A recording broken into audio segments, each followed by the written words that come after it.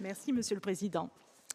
Le rapport d'exécution du contrat de prévention et de protection de l'enfance pour l'année 2023 témoigne, s'il en était encore besoin, de l'engagement de la collectivité de Corse pour notre jeunesse, nos familles et les professionnels de terrain.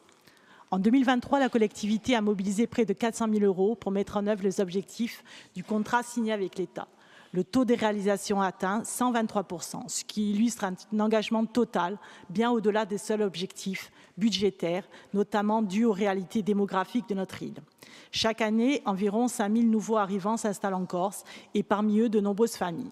Cela entraîne une hausse directe et mécanique des besoins en matière de protection de l'enfance, de santé périnatale, de consultation infantile et d'accompagnement social.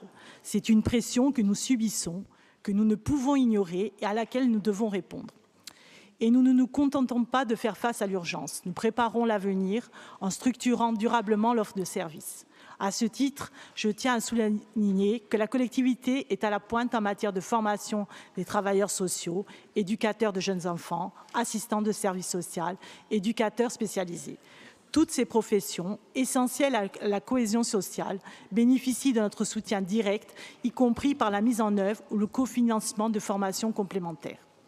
Je veux également rendre un hommage appuyé aux agents de terrain, aux équipes médico-sociales, aux travailleurs sociaux, au personnel de la PMI, de l'ASE, des centres de santé, qui s'engagent chaque jour avec détermination et humanité au plus près des personnes les plus vulnérables.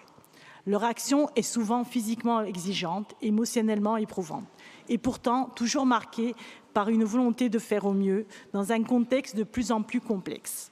Ce travail mérite toute notre reconnaissance et doit être pleinement valorisé par nos politiques publiques. Notre action s'incarne aussi dans des démarches territorialisées de grande qualité.